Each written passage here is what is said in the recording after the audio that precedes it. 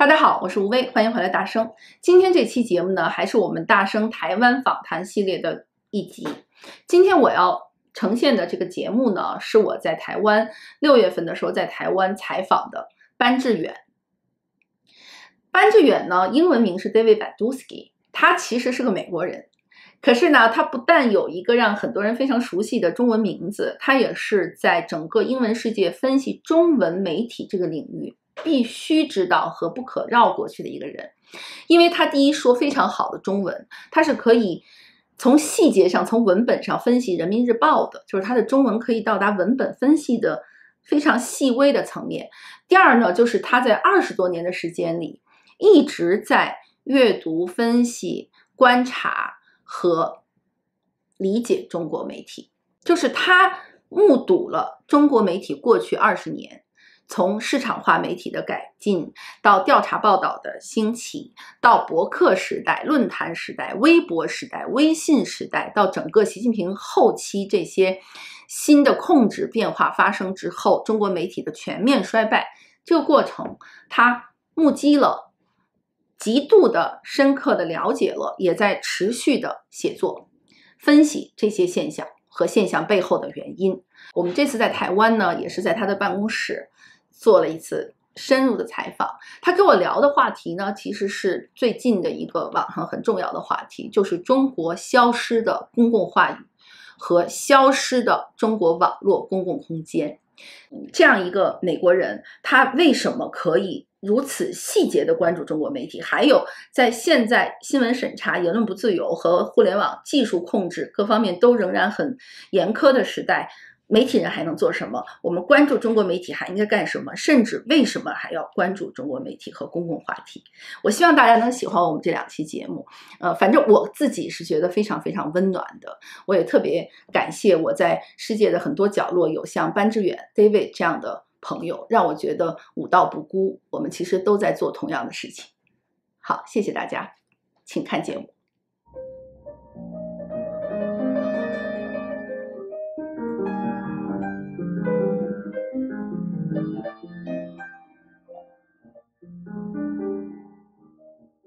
你们现在的产品是英文的，英文的，对，所以这个非常非常重要。我刚才在听的时候你从方法论上有3点，原来我们都知道外媒记者这是个基本功，就是 read between lines，对。但因为我也从外媒辞职出来的，我知道的就是说现在有一个很大的问题，就大机构的媒体，由于这个年轻记者，他可能中文没有像你学20年，没有像 Chris Buckley、像 Ian Johnson，他们都是几代在学，一个是中文的储备不够。一个是对这个国家的了解和想象力也不够，所以他就没有机会在这么细节的地方找到故事。对。那么其实你们这个团队，这个中国传媒计划，因为了解媒体的操作，了解媒体中国媒体的结构，系统性的结构的问题，又知道这个细微的一堆宣传语里面其实是有故事的。对，其实你在用英文仍然在帮大家在解读，对，和细微的层面上了解这个国家。也以后嘛，希望会有中文的，有计划，太好了，我不细讲。我们的很多观众是双语的，其实大家也需要看到你们另外一个 perspective。你代表的是一个自由世界，就是西方国家吧？西方国家的读者关注这个国家的角度。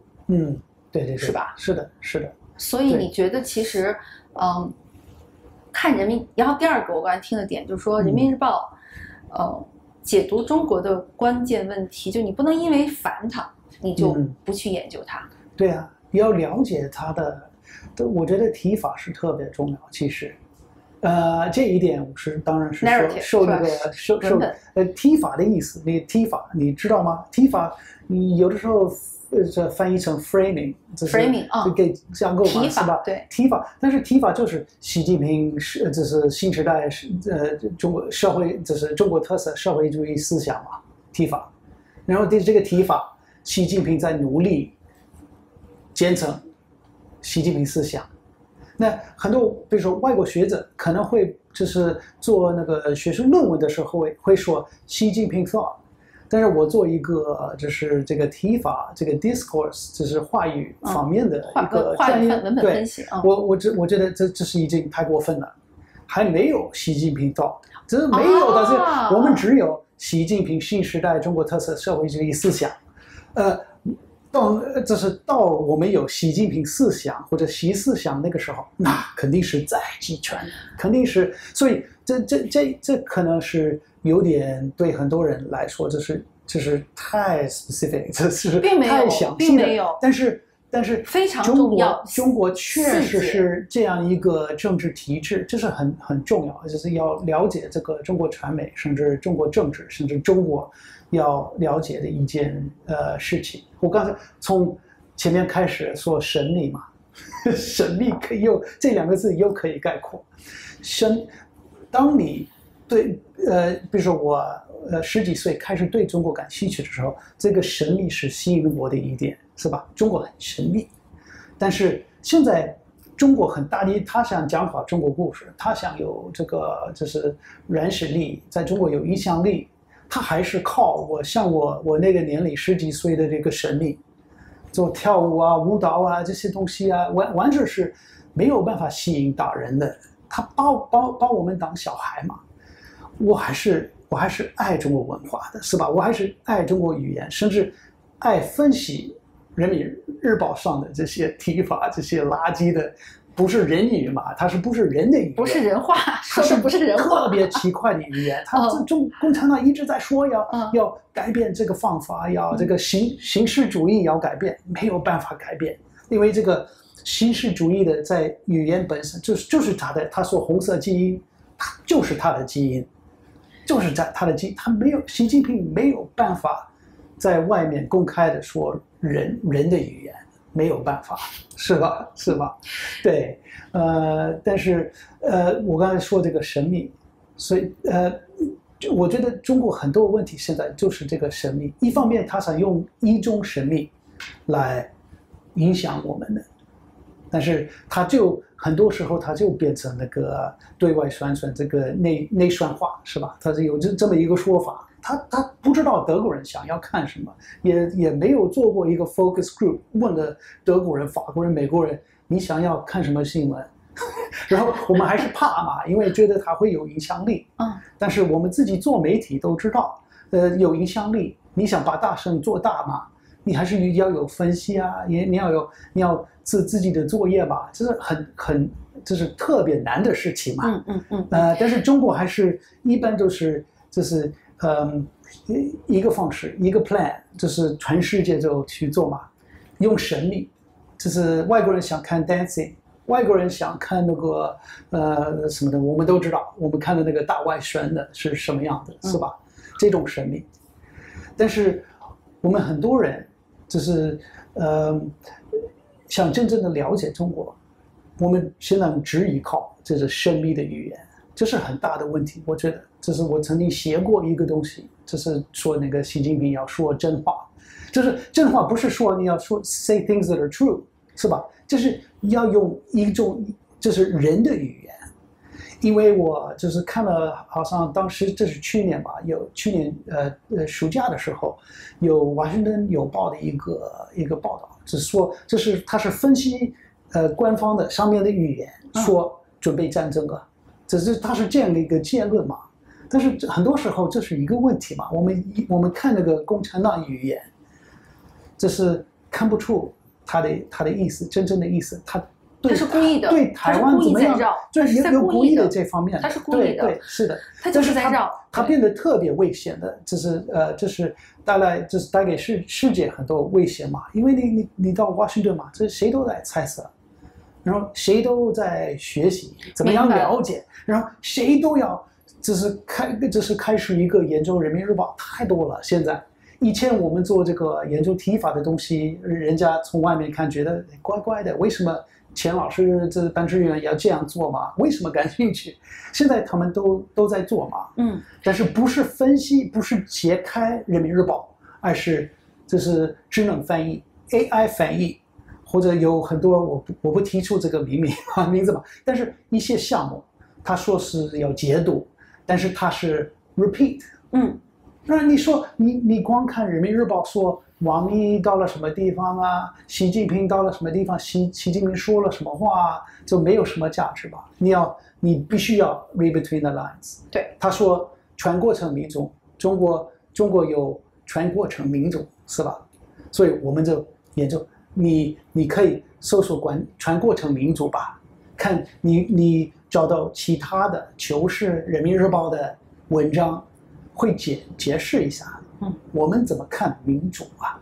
然后它当然是只有共产党领导才会有，它是自由和民主的基础啊。所以这些语言是一方面可以说它没有掩盖，是吧？它没有害，但是其实也是一种神秘的东西。对，我们没有办法，就是很多人会说，或者看习近平的政治报告说啊，民主说了17次，是吧？这就是外媒最惯常的说掌声响了多少次，什么地方停了一下，这样做吧，或者对安全提的。但是我说提法重要，为什么呢？因为提法不是这种东西吧？对，我很多时候就是比喻成乐高的 Lego。乐高你知道有2点或者1点，你不能直接切成一半，它是要搭的。对，这提法是这样的。对，就是民主不重要，人民民主重要。而人民民主，我不说它的历史吧，不说详细吧，但是当然跟我们所了解的民主没有丝毛的关系吧，它完全是极权主义的一个东西吧。全过程民主也一样嘛。我们共产党代表你是被代表的人，你是被民主的人，你完全没有选择嘛。所以这种 language 这个 games 吧，这个语言游戏吧，它现在就是不一样，就是它在全世界在玩这个游戏。多边主义，什么叫多边主义？中国的我们在说同一语言，好像你到 UN。你可能以为你不了解这是中国，你不会说中文的。那时候王毅说多边主义，我一个联合国或者欧盟的这 official 觉得对 multilateralism 我知道，完全不一样。我说的有我的 framing， 你说的是西方的。对，所以这个 game 比较重要。所以这前面我说就是特别重要，这没有错啊。你注意 TikTok 是对的，但是你要注意这个 Facebook 上、Twitter 上，就是我觉得我们应该更 professional， 也应该更 fair， 更公平一点。就是我觉得确实有点，就是有的时候有点太过分。就是我刚才说那个，我们可能会错过一些，包括在中国之内有一些想要说话，或者试图用了不同的方式说话，但是我们听不到，因为我们不知道怎么听到，因为我们不知道这个语言的，因为中国的公民也需要玩那个 language games， 是吧？是的，在中国这样的环境里，你必须要玩那个 language games，是吧？成了一种生活方式了哈。对，春秋笔法。对。在有一段时间在香港，觉得也开始这样的，对，现在完全是，所以我们也开始研究那个香港的这个，不能说香港的提法，但是香港也开始模仿，香港完全讲好中国的故事也变成了就是讲好香港的故事，也有点怪怪的，跟中国有点不一样，但是就是可怜的，就香港的领导也在玩这个啊。你在这么长的时间里一直这么充满激情的在研究中国的问题吗？你的动力来自哪儿？这个可恶的提法嘛，这些不像人话的语言，是很恶心的东西吧。但是对我个人来说，虽然我讨厌他所代表的这个极权主义，就是不给自由。人家这个人不能说话了，因为这是我们不能忘记，这不是中国说话。中国说话的意思就是，这是13亿多人，对，没有办法说话，包括习近平没有办法说话，谁都没有这个权利，自由说话，是吧？所以虽然讨厌，我还是觉得就是有点意思嘛。我很喜欢这些就是自己玩这些小游戏，像那个刚才讲的那个 fingertip formulas，我可以得出一些东西，更加了解中国的情况，甚至我知道枫桥经验这么一个提法是吧？对，我可以用它去研究中国的网格化管理，是每一个词，它就是进入中国、了解中国的一个钥匙吧。所以我有点像那个，你知道那个清洁那个大楼的那个工作人员吧，有很多钥匙吧。有的时候我觉得我是这样，用钥匙去解开，有很多门是吧？这是不能全部打开，但是一个一个打开，我就可以得出一些知识来是很好玩的。所以我是这样继续吧。但是对那个这个环境的变化，当然有一点觉得郁闷了，就是或者我怕那个刚才讲的那个记者的环境里，或者记者的这个专业主义的这个传统这个文化的它的失去吧，它是很像我们这样的就是非营利组织嘛，有 mission 嘛，就是我觉得它是一种不能问悲观乐观的一件事情。我还记得嘛，我们在香港每一年都开会嘛，或者每年2次开会，有一批记者过来嘛，自由谈的，就是或者写论文就是讲自己故事或者他的新闻报道背后的故事什么的，就是一个很快乐的一件事情嘛。但是大家都在受这个环境的这个苦，是吧？然后最后都会提出这个问题。就是每一次，我这是前面几年我记得特别清楚，是不知道谁提出的，是哪个老师教授的，我不说名字嘛，就是问人家你目前的情况来说，你乐观还是悲观？然后一个一个去回答。就是我得出的最基本的结论，每一次就是我对，就是这个前面，这是短时间的，这是 short term outlook，这是比较悲观的长期我是乐观的。但是我看将来，我比较乐观的。哇，就是到了最后觉得这个问题不用回答了吧？可能会得出一些有价值的东西吧。但是这个问题本身有点问题。我觉得像我们这样的人来说，虽然我不是活动分子吧，我是就是要这个 fact based， 就是观察吧，就是我觉得只能想想这个前面就是下一步我能干什么呢？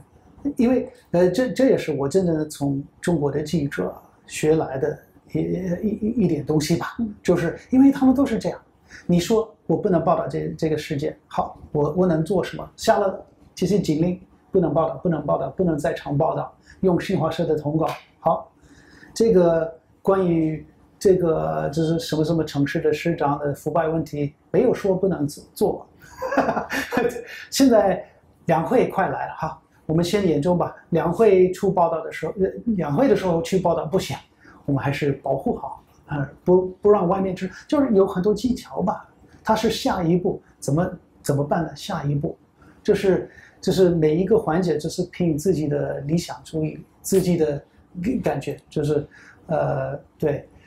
所以我觉得，就是我们也是，就是有点这样吧。这是最重要的问题，是我能做什么。所以我们的这个项目也是这样，就是一步一步走吧。对，我听了其实很感动。就是有的时候我自己觉得，就像你说的，觉得感觉老头老太太了又出来做事儿，但不一样的就是一个是虽然说环境不好，空间没有了，但没有到绝望吧。对，你做了这么多年，你会写故事，你会做事实核查，你会研究，总要用这些技巧做一些事情吧。对，而且对是吧？是这种感觉。而且在做的过程中，你就会觉得好像这就是希望呀，就是而且。别人看到你在做这件事，他可能想，你就跟我看到你的时候，我就觉得David 班志远，他一直都是这样在坚持，所以你给到我好大的鼓舞。我又不是中国人嘛，我干嘛要绝望嘛？对，是的呀。对，我觉得我有点也可以说我有责任不绝望嘛。对，是吧？我好好的就是看看的，就是旁观观察，如果能合作跟某一个媒体一起做调查报道。是我这方面我了解，或者我的 team 可以帮助做，然后我们去这个关于中国或者香港媒体这方面的报道可以做，还是向前走。我干嘛要绝望嘛？是的，当然我客观分析有一些，当然有可以绝望的一些事实嘛，这是当然是一个黑暗的一个，就是有的时候感觉是黑暗一片嘛，对。但是我真正的了解中国传媒的历史，或者中国政治的历史，就是会得出另外一个结论嘛，就是肯定会过，我觉得肯定会过，就是一个怎么，我觉得确实这样。你看那个翻有文革，然后到改革开放80年代、90年代的，就是媒体商业化的，就是媒体的崛起，它是一波一波的，所以就是不是说长远的，这是 future， 而是看这个 past 已经过去的，就是得出的结论是这样的。而且现在看哪些新的东西，还是不少新的东西还是有希望的。比如说，你看像一些年轻的小孩子，真的没有做过记者，就是在努力尝试，对吧？我们知道的，欧洲也有，美国也有，而且大家也在做线上和线下的连接。对，包括像李老师这样，纯粹就是自己站出来的个人。对，所以这个当然这些都是中国人自己的，就是总要做一些事情。但是我有时候都在想，我也希望就是我们的朋友，我们国内的朋友，他们看到我们在讨论，对，他们都会觉得一个是我们没忘，第二我们还是在继续做。对，不能少看中国人，确实，有很多哎呀，这个我还是觉得这个就是创业性，这是这个创业能力，这是创新的，不是说官方的也有创新，也变成了一个提法嘛。但是真正的这个创新，这是等等看嘛，会出现了。像上海那个 COVID 的时候，上海的那一对，然后白纸革命什么的都会出现。如果因为中国人都服从了嘛，都听了上面的话，是吧？哎呀，你会被改正嘛？这个 correct， 就是你再等一段时间会出现的。但是这很难说，这不是我可能刚才好像有点乐观，也不能说我是有乐观的。这个乐观是很让人受到鼓舞的。对，因为你刚才说到一句话，就当你了解中国的历史和了解媒体的发展的历史，打动我们的其实是总有一些个体的人，他很有韧性，在坚持。坚持。当然，对于具体个体中间放弃的不是放弃，就是没有机会做事是很痛苦的。对，这是我们这是共同的价值所在吧。我觉得就是可能很多就是希望在中国有在听的，就是观众嘛，就是我觉得这真的是我和他们之间的共同点。从我10几岁的时候这些理想嘛，然后我对这真实和事实和要了解对方嘛，了解一个神秘的国家的这个需求吧，这个 appetite， 就是他们也一样有自己感兴趣的嘛，或者自己追求的，或者自己的觉得应该负责任的一方面的，所以这个不是社会主义价值观这些吧，我们确实有共同的价值，然后这是我觉得人就是这样嘛，我们这是可以说中国人会这样的，但是这是政治环境嘛，就让他们要有追求自己的目标、自己的理想，要付出代价代价吧。我还好奇，像你这样的人，在你们西方世界在你们美国，你感觉朋友多吗？你感觉来自开放自由世界的朋友多吗？就是因为很多中国人会好奇，就是说，到底西方现在还怎么观察我们，还怎么看我们，还需不需要了解中国？也有的时候中国人也会沮丧，甚至有一些我是包括像粉红或者像就是这个宣传话语，他们也气得慌，就是你们为什么老是不了解中国，老是不知道我们在想什么？当然你刚才也说到了，就一个是这个大外宣的这个方式本身很简单粗暴，比较傻，就是得不到效果。另一方面，他们也好奇为什么这么多年了，老外就说的老外，你们总是不懂我们。所以我的问题就是像 China Media Project 这样的项目，你在英文世界得到的反馈和需求，大家会觉得，哎，这样是重要的吧？或者说西方社会没意识到，现在需要更深入的、更细的了解中国，而不是说，哎呀，我烦你们的意识形态，我烦你们的领导方式，就隔绝。好多人会好奇。作为一个媒体人，很多时候我把这个问题就是想成一个就是媒体的问题。比如说。我可以做那个这个很深入的分析吧，但是怎么样？我已经联络了其他学者嘛，在各个大学、各个思想库嘛，都在看我们的东西，甚至有的时候几千人，有的时候一篇文章1万人啊，对，可能有一些像最近写的一些关于 AI 很受欢迎嘛，影响很大，但是要想想怎么样讲故事吧。还是我们都要想这个问题，大圣也需要想这个问题，我们要碰到我们的怎么让它达到这是目的更多人，这是一个最当然一个最基本的最基本的问题，对，怎么说呢？那个我这方面可以说比较乐观吧，我觉得有空间可以让人家更加了解这个，不仅是就是中国的媒体，而且是世界华文的媒体，我们很多的报道很受欢迎，比如说跟光传媒啊，香港的光传媒啊，它有一个关于香港的关爱队就是一个有点像那个中国刚才说的那个王格化管理嘛，在香港开始实行的一种方式吧，然后我们就是通过他们的，就是他们很欢迎嘛，然后翻译成英文的，然后我们又加上一些自己的关于王格化的和王格源的分析，然后那个很受欢迎的，我觉得虽然是比较专业的一方面的东西，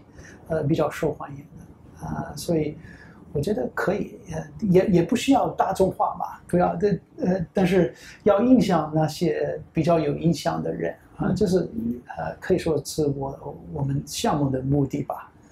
太好了，我们又不是《纽约时报》或者对，或者对。我这次来台湾还注意到一个点，就是因为现在外媒记者到中国就是去驻站越来越难了，香港的媒体环境也越来越差。我们最近听到什么自由亚洲啊、华盛顿邮报啊，华尔街日报都离开香港。对，所以我这次感觉来台湾好像越来在接收就是国际媒体记者在这驻站，这是一个方面。二是好像整个现在讨论华语研究，好像这个重心往台湾在转。但另一方面，现在中美还是最大的这个，就包括在台湾，中美还是最大的变数吧。对。你怎么看？就这几年的台湾的这个媒体生态的变化，还有就是以台湾为中心在研究中国问题，这是个趋势吗？还是说其实可能接下来我们看到的最大的变量还是中美？目前是个趋势吧，对，确实是这样。这个来台湾的外国记者越来越多嘛，这是也最近是前1个月吧，有一个比较有人所知道的一个外国记者他就跟我说，他说David， 你应该去报道这个问题。什么问题？就是中国这个就是外国记者在中国的这个专业主义问题嘛，就是了解，就是像那个Chris Buckley 离开了，他是最了解中国的，就是在有刚才讲的那个调查报道的那个时候，03年什么的，这90年代末到大概1010年的时候，中国出很多调查报道嘛，有一段时间我会说。最专业的就是报道中国的就是新闻和分析，就是来自中国传媒，真的。以后呢，他开始缩紧了，调查报道是基本上没法做，除了财新和这类的媒体嘛，然后就有越来越多的这个特别好了解中国的记者，现在没有你看最近两会。还有另外一个方面，就是中国，中国领导，就是中国这个体制也在养，就是附中的外国记者或者假的外国记者，怎么样呢？他会做一些培训的，然后从东欧和拉丁美啊，这是非洲啊，东南亚，就是免费啊，这是请记者，就是对中国一点都不了解的记者，就是不会说中文的，他就是邀请像我10几岁的那个时候对中国神秘的那种人，然后来了几天呢，做培训呢，就是讲这个中国怎么样，就是被西方误解啊，很多机会啊，可以更好的讲好中国故事啊。反正所有这个大外宣的这些主题嘛，都是讲好，然后有清华大学的什么教授，或者可能请复旦大学的张伟伟去讲，对这些，然后去参加那个两会。他不如一个新闻的 intern 嘛，他了解，就是他是一个完全是假的记者。然后你可能还记得一个，我们还在继续把这个调查报道，但是有一个媒体就他有那个总理没有新闻发布会嘛，这是两会的一个大新闻嘛，这是一个信号，对的，没有错，是信号。但是在最后有那个外交部就开了一个新闻发布会嘛，你看谁可以提出问题嘛？最后有一个就发生了一个情况，就问了怎么讲好中国故事，是吧？这个记者就问了那么一个问题：我们作为外国记者怎么讲好中国的故事？他用了习近平的语言吧，去问那个外交部长这个问题嘛。那你什么媒体啊？我们已经做了调查报道，知道这个媒体虽然在国外，你查了像那俄罗斯娃娃嘛，一层的这，最后你猜测是谁在后面的？谁呀？外交部啊。所以中国就是一个中国养了一些外媒的羊托嘛。对，所以中国官方嘛，共产党的领导说你要了解中国，你要了解好中国，还开了什么会议，了解中国会议什么的，就是到处都有，甚至现在每一个省、每一个市都要成立那个国际宣传中心。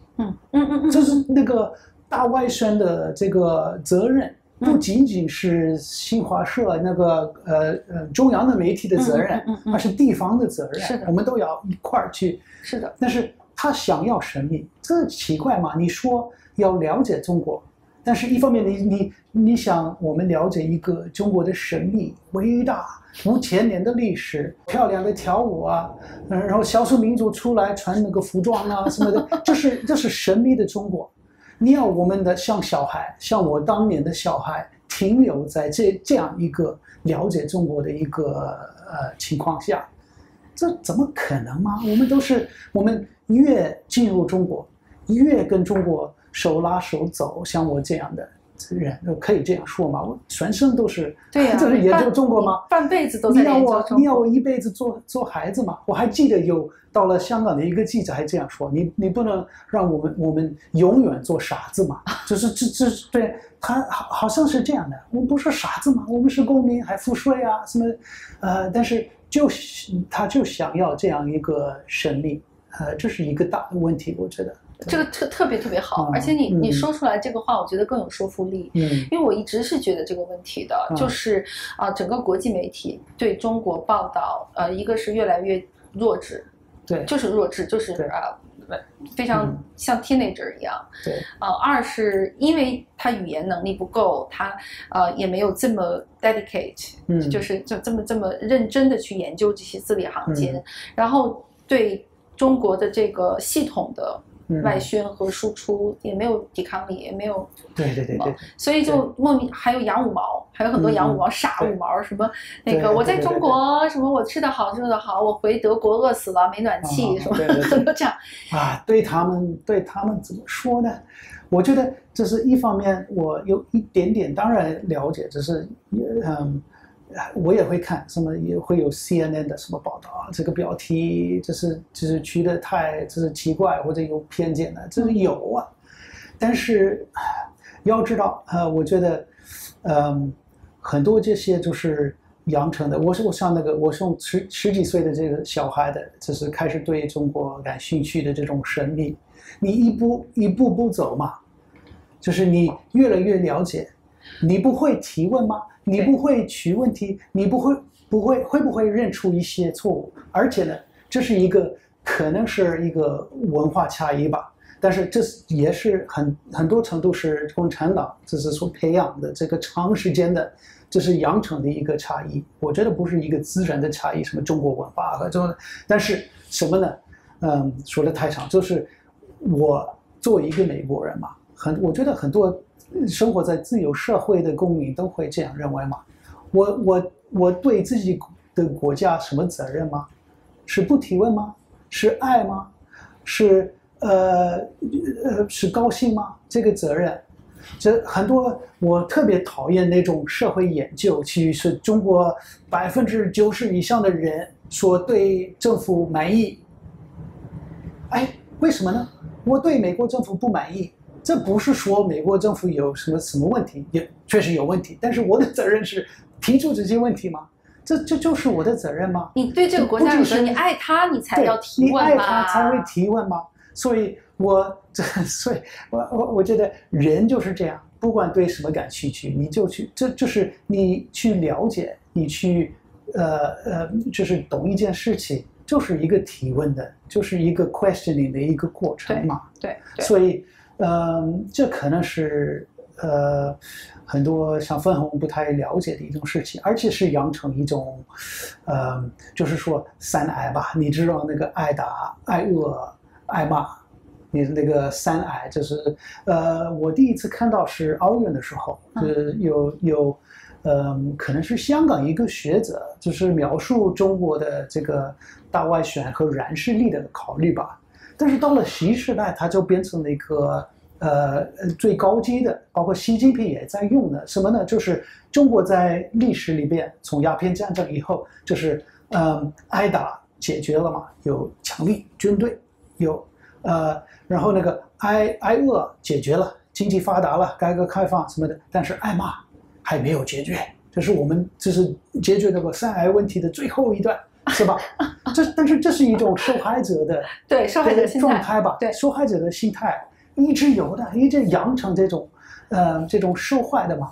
对，但是中国想要说话，真的说话，这当然是靠那个13亿多人的这个声音。你想是多大的声音？有13亿多人都在自由说话，而且是你说创新呢？怎么创新呢？这些人说话可以说话，那呢，这是没法想象的，是吧？这是让我很乐观的。我想这个东西吧。但是现在什么情况吗？就中国的声音啊，谁的声音啊？就是也可以说这是习近平的声音。中国有多少制片人？一个习近平。多少导演？一个这基本上是这样的。但是我也刚才说，习近平也没有说话权，是吧？中国在这样。我觉得云走，这包括这个语言在向前走，但是一个很大的问题，对世界来讲是一个很大的问题，是我们真的听不懂、看不懂。你叫人家我们怎么懂？像一个就是你说自己庞大、自己崛起了，这用这种语言嘛，我们没法懂的。而且你说你还把自己说成那么神秘。你是一个大的、强力的、神秘的东西向我们走，我们怎么react 是吧？所以我觉得这可以在很多程度可以解释这个美国和西方，这包括有很多细节，比如说在贸易方面的就是一些不公平啊什么的，或者这个这些我不是经济学家不说嘛，但是我觉得这个可以了解。所以你想要有这更好的就是两国关系啊，或者人与人之间的关系，就共产党喜欢这样。但老师不是人与人，而是中国政府和国外的公民，这当然是问题嘛。这是一个对，那不说了，太棒了，对。所以你太棒了，我听你我就特别感慨，你太懂中国了，然后你对中国的这个爱，就是在这个，哎呀，说爱怎么那么别扭？就是你对这个国家，你真的是跟他拉着手长过来的，所以你在不断的研究它，这是让人非常appreciate 一种感觉，所以谢谢你，谢谢你，我们要继续聊，我们要继续研究中国。对呀，会继续。好吧，谢谢，好，完美，握手，好，好。